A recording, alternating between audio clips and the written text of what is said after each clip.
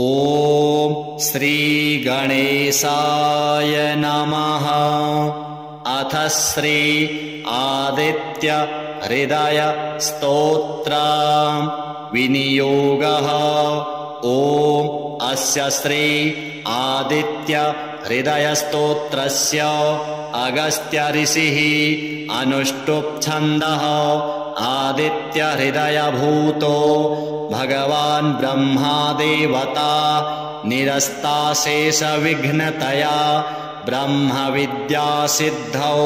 सर्वत्र जय सिद्धौ च विनियोगः। अथ स्तोत्र। ततो युद्ध परिश्रान्तं समरे चिन्तया स्थितं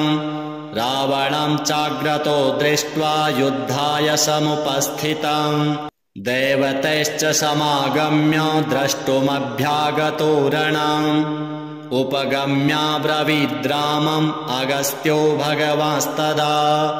राम राम महाबाहो शृणु गुह्यं सनातनम् येन सर्वा नरीन् वत्स समरे विजयिष्यसे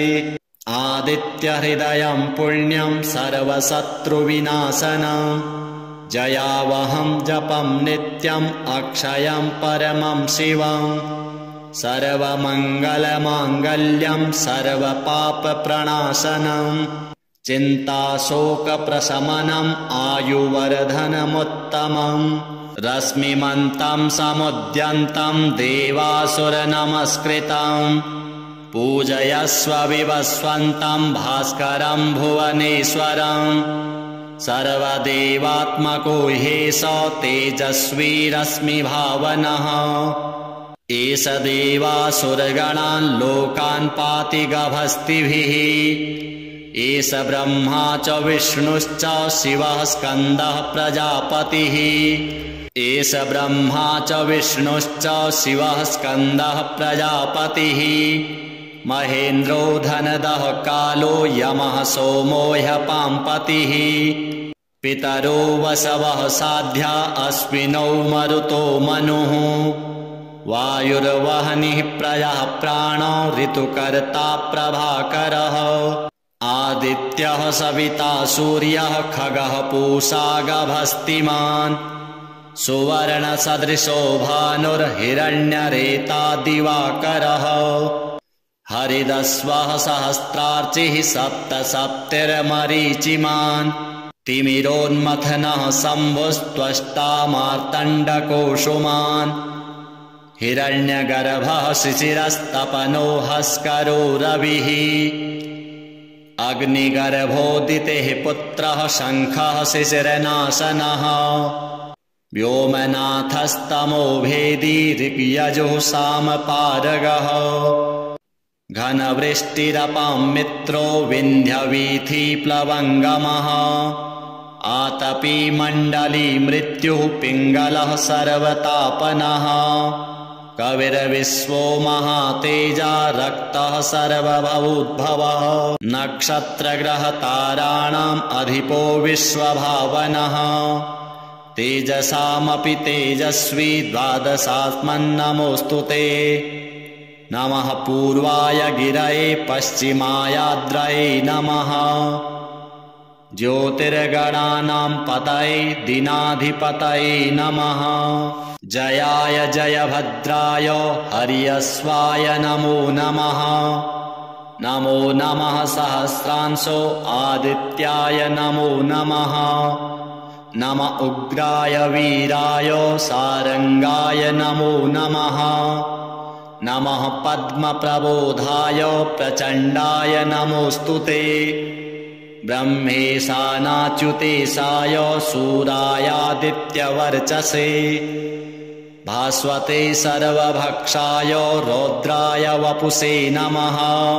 तमोघ्नाय हिमघ्नाय शत्रुघ्नायामितात्मने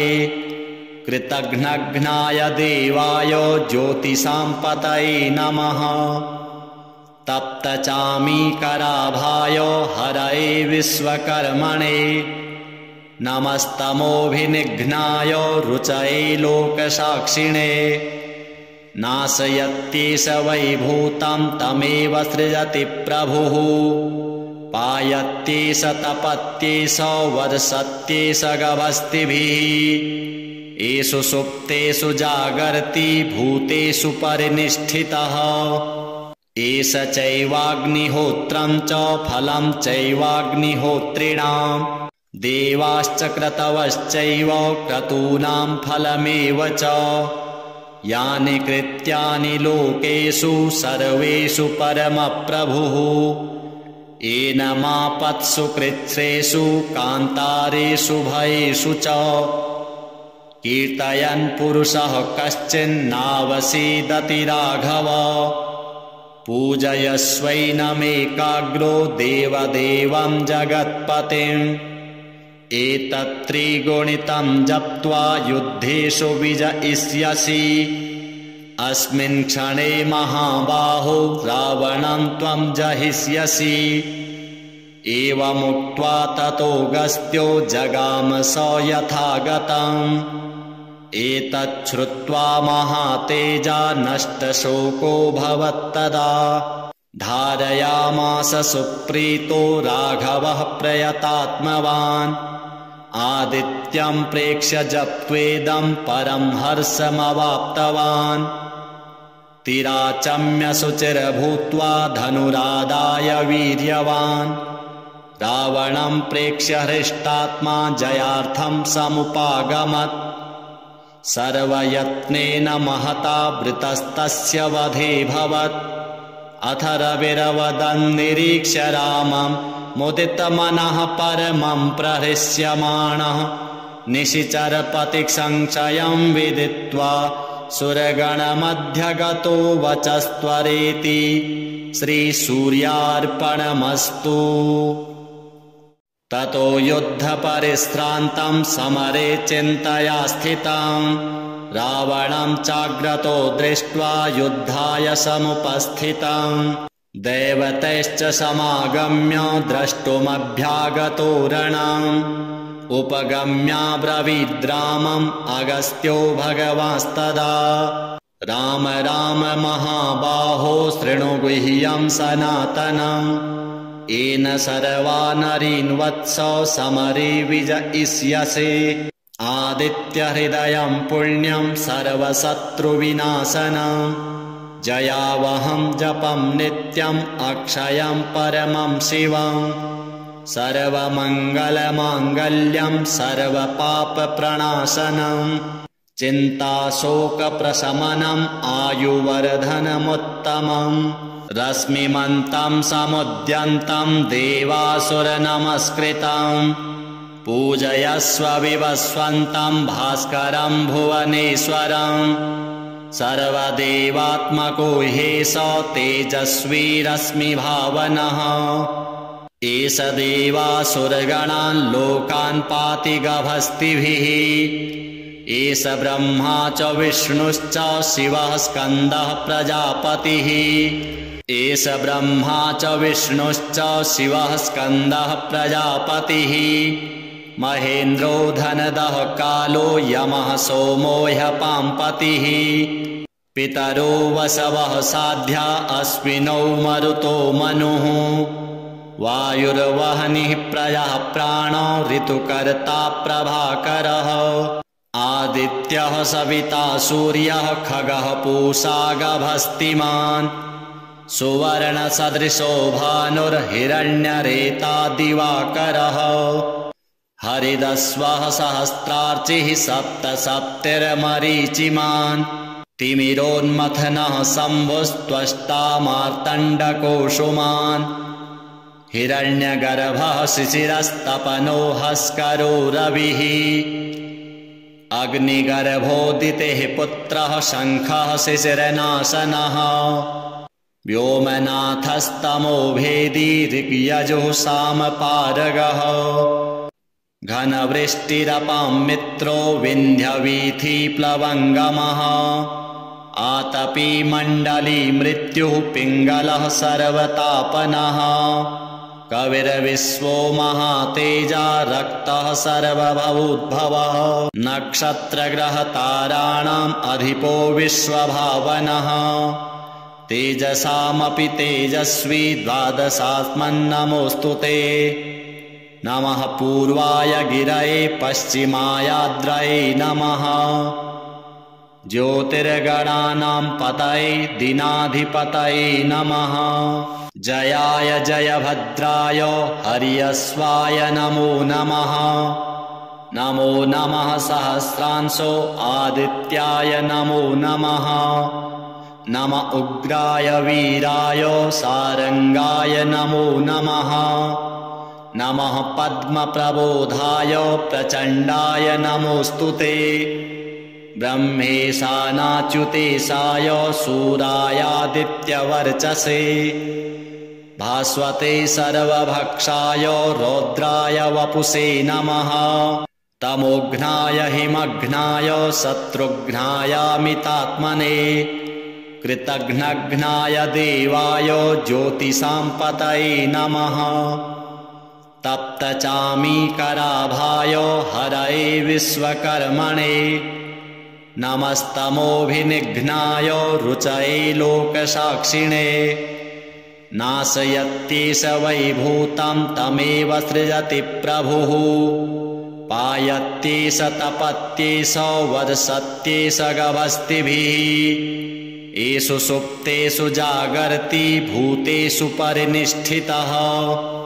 एष चैवाग्निहोत्रं च फलं चैवाग्निहोत्रिणां देवाश्च क्रतवश्चैव क्रतूनां फलमेव च यानि कृत्यानि लोकेषु सर्वेषु परमप्रभुः येन मापत्सु कृच्छ्रेषु कान्तारेषु भयेषु च कीर्तयन् पुरुषः कश्चिन्नावसीदति राघव पूजयस्वैनमेकाग्रो देवदेवं जगत्पतिम् एतत्त्रिगुणितं जप्त्वा युद्धेषु विजयिष्यसि अस्मिन् क्षणे महाबाहो रावणं त्वं जहिष्यसि एवमुक्त्वा ततोऽगस्त्यो जगाम स यथागतम् एतच्छ्रुत्वा महातेजा नष्टशोको भवत्तदा धारयामास सुप्रीतो राघवः प्रयतात्मवान् आदित्यं प्रेक्ष्य जप्त्वेदं परं हर्षमवाप्तवान् तिराचम्य शुचिर्भूत्वा धनुरादाय वीर्यवान् रावणं प्रेक्ष्य हृष्टात्मा जयार्थं समुपागमत् सर्वयत्नेन महता वृतस्तस्य वधेऽभवत् अथ रविरवदन् निरीक्ष्य रामं मुदितमनः परमं प्रहृष्यमाणः निशिचरपतिसंशयं विदित्वा सुरगणमध्यगतो वचस्त्वरेति श्रीसूर्यार्पणमस्तु ततो युद्धपरिश्रान्तं समरे चिन्तया स्थितं रावणं चाग्रतो दृष्ट्वा युद्धाय समुपस्थितं देवतैश्च समागम्य द्रष्टुमभ्यागतो रणम् उपगम्याब्रवीद्रामम् अगस्त्यो भगवांस्तदा राम राम महाबाहो शृणु गुह्यं सनातनम् येन सर्वा नरीन् वत्स समरे विजयिष्यसे आदित्यहृदयं पुण्यं सर्वशत्रुविनाशनम् जयावहं जपं नित्यम् अक्षयं परमं शिवम् सर्वमङ्गलमाङ्गल्यं सर्वपापप्रणाशनम् चिन्ताशोकप्रशमनम् आयुवर्धनमुत्तमम् रश्मिमन्तं समुद्यन्तं देवासुरनमस्कृतं पूजयस्व विवस्वन्तं भास्करं भुवनेश्वरं सर्वदेवात्मको ह्येष तेजस्वी रश्मिभावनः एष देवासुरगणान् लोकान् पाति गभस्तिभिः एष ब्रह्मा च विष्णुश्च शिवः स्कन्दः प्रजापतिः एष ब्रह्मा च विष्णुश्च शिवः स्कन्दः प्रजापतिः महेन्द्रो धनदः कालो यमः सोमो ह्यपाम्पतिः पितरो वसवः साध्या अश्विनौ मरुतो मनुः वायुर्वह्निः प्रजः प्राणो ऋतुकर्ता प्रभाकरः आदित्यः सविता सूर्यः खगः पूषा गभस्तिमान् सुवर्णसदृशो भानुर्हिरण्यरेता दिवाकरः हरिदस्वः सहस्रार्चिः सप्तसप्तिर्मरीचिमान् तिमिरोन्मथनः शम्भुस्त्वष्टा मार्तण्डकोशुमान् हिरण्यगर्भः शिशिरस्तपनो हस्करो रविः अग्निगर्भोदितेः पुत्रः शङ्खः शिशिरनाशनः व्योमनाथस्तमो भेदी ऋग्यजुः सामपारगः घनवृष्टिरपां मित्रो विन्ध्यवीथिप्लवङ्गमः आतपी मण्डली मृत्युः पिङ्गलः सर्वतापनः कविर्विश्वो महातेजा रक्तः सर्वभूद्भवः नक्षत्रग्रहताराणाम् अधिपो विश्वभावनः तेजसामपि तेजस्वी द्वादशात्मन्नमोऽस्तु ते नमः पूर्वाय गिरये पश्चिमायाद्रये नमः ज्योतिर्गणानां पतये दीनाधिपतये नमः जयाय जयभद्राय हर्यश्वाय नमो नमः नमो नमः सहस्रांशो आदित्याय नमो नमः नम उग्राय वीराय सारंगाय नमो नमः नमः पद्मप्रबोधाय प्रचण्डाय नमोऽस्तु ते ब्रह्मेशानाच्युतेशाय सूरायादित्यवर्चसे भास्वते सर्वभक्षाय रौद्राय वपुषे नमः तमोघ्नाय हिमघ्नाय शत्रुघ्नायामितात्मने कृतघ्नघ्नाय देवाय ज्योतिषां पतये नमः तप्तचामीकराभाय हरये विश्वकर्मणे नमस्तमोभिनिघ्नाय रुचये लोकसाक्षिणे नाशयत्येष वैभूतं तमेव सृजति प्रभुः पायत्येष तपत्येष वर्षत्येष गभस्तिभिः येषु सुप्तेषु जागर्ति भूतेषु परिनिष्ठितः एष चैवाग्निहोत्रं च फलं चैवाग्निहोत्रिणां देवाश्च क्रतवश्चैव क्रतूनां फलमेव च यानि कृत्यानि लोकेषु सर्वेषु परमप्रभुः येन मापत्सु कृच्छ्रेषु कान्तारेषु भयेषु च कीर्तयन् पुरुषः कश्चिन्नावसीदति राघव पूजयस्वैनमेकाग्रो देवदेवं जगत्पतिम् एतत्त्रिगुणितं जप्त्वा युद्धेषु विजयिष्यसि अस्मिन् क्षणे महाबाहो रावणं त्वं जहिष्यसि एवमुक्त्वा ततोऽगस्त्यो जगाम स यथागतम् एतच्छ्रुत्वा महातेजा नष्टशोको भवत्तदा धारयामास सुप्रीतो राघवः प्रयतात्मवान् आदित्यं प्रेक्ष्य जप्त्वेदं परं हर्षमवाप्तवान् तिराचम्य शुचिर्भूत्वा धनुरादाय वीर्यवान् रावणं प्रेक्ष्य हृष्टात्मा जयार्थं समुपागमत् सर्वयत्नेन महता वृतस्तस्य वधेऽभवत् अथ रविरवदन् निरीक्ष्य रामं मुदितमनः परमं प्रहृष्यमाणः निशिचरपतिसंशयं विदित्वा सुरगणमध्यगतो वचस्त्वरेति श्रीसूर्यार्पणमस्तु। ततो युद्धपरिश्रान्तं समरे चिन्तया स्थितं रावणं चाग्रतो दृष्ट्वा युद्धाय समुपस्थितं देवतैश्च समागम्य द्रष्टुमभ्यागतो रणम् उपगम्याब्रवीद्रामम् अगस्त्यो भगवांस्तदा राम राम महाबाहो शृणु गुह्यं सनातनम्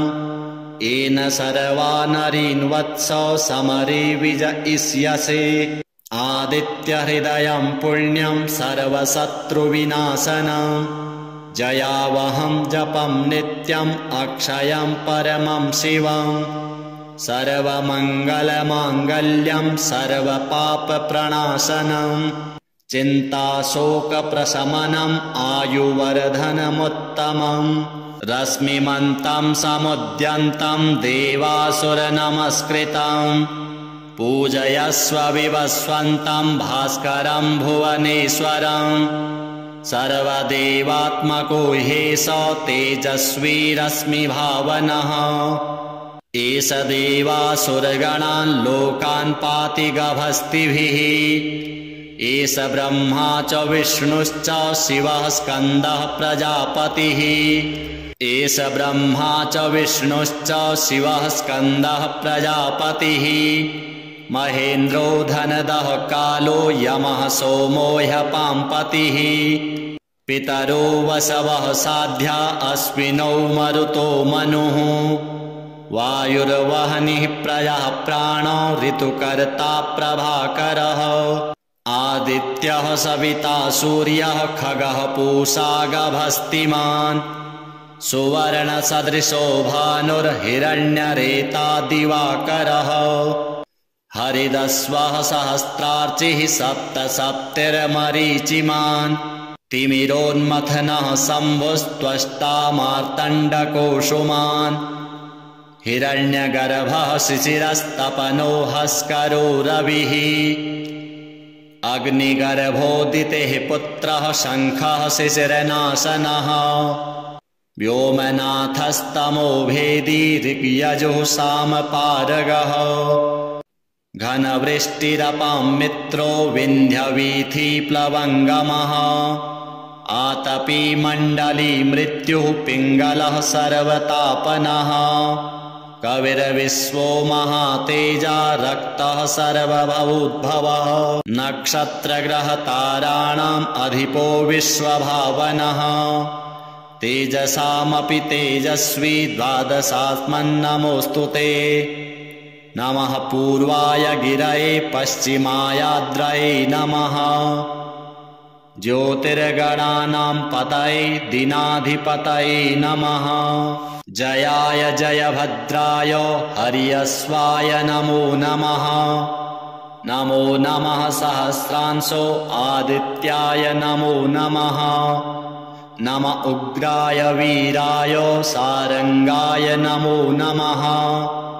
नमः पद्मप्रबोधाय प्रचण्डाय नमोऽस्तु ते ब्रह्मेशानाच्युतेशाय सूरायादित्यवर्चसे भास्वते सर्वभक्षाय रौद्राय वपुषे नमः तमोघ्नाय हिमघ्नाय शत्रुघ्नायामितात्मने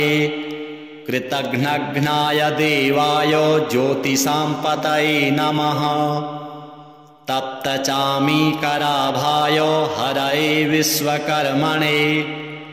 नमस्तमोभिनिघ्नाय रुचये लोकसाक्षिणे नाशयत्येष वैभूतं तमेव सृजति प्रभुः पायत्येष तपत्येष वर्षत्येष गभस्तिभिः येषु सुप्तेषु जागर्ति भूतेषु परिनिष्ठितः एष चैवाग्निहोत्रं च फलं चैवाग्निहोत्रिणां देवाश्च क्रतवश्चैव क्रतूनां फलमेव च यानि कृत्यानि लोकेषु सर्वेषु परमप्रभुः येन मापत्सु कृच्छ्रेषु कान्तारेषु भयेषु च कीर्तयन् पुरुषः कश्चिन्नावसीदति राघव पूजयस्वैनमेकाग्रो देवदेवं जगत्पतिम् एतत्त्रिगुणितं जप्त्वा युद्धेषु विजयिष्यसि अस्मिन् क्षणे महाबाहो रावणं त्वं जहिष्यसि एवमुक्त्वा ततोऽगस्त्यो जगाम स यथागतम् एतच्छ्रुत्वा महातेजा नष्टशोको भवत्तदा धारयामास सुप्रीतो राघवः प्रयतात्मवान् आदित्यं प्रेक्ष्य जप्त्वेदं परं हर्षमवाप्तवान् तिराचम्य शुचिर्भूत्वा धनुरादाय वीर्यवान् रावणं प्रेक्ष्य हृष्टात्मा जयार्थं समुपागमत् सर्वयत्नेन महता वृतस्तस्य वधेऽभवत् अथ रविरवदन्निरीक्ष्य रामं मुदितमनः परमं प्रहृष्यमाणः निशिचरपतिसंशयं विदित्वा सुरगणमध्यगतो वचस्त्वरेति श्रीसूर्यार्पणमस्तु। ततो युद्धपरिश्रान्तं समरे चिन्तया स्थितं रावणं चाग्रतो दृष्ट्वा युद्धाय समुपस्थितं दैवतैश्च समागम्य द्रष्टुमभ्यागतो रणम् उपगम्याब्रवीद्रामम् अगस्त्यो भगवांस्तदा राम राम महाबाहो शृणु गुह्यं सनातनम् येन सर्वा नरीन् वत्स समरे विजयिष्यसे आदित्यहृदयं पुण्यं सर्वशत्रुविनाशनम् जयावहं जपं नित्यम् अक्षयं परमं शिवम् सर्वमङ्गलमाङ्गल्यं सर्वपापप्रणाशनम् चिन्ताशोकप्रशमनम् आयुवर्धनमुत्तमम् रश्मिमन्तं समुद्यन्तं देवासुरनमस्कृतं पूजयस्व विवस्वन्तं भास्करं भुवनेश्वरं सर्वदेवात्मको ह्येष तेजस्वी रश्मिभावनः एष देवासुरगणान् लोकान् पाति गभस्तिभिः एष ब्रह्मा च विष्णुश्च शिवः स्कन्दः प्रजापतिः एष ब्रह्मा च विष्णुश्च शिवः स्कन्दः प्रजापतिः महेन्द्रो धनदः कालो यमः सोमो ह्यपाम्पतिः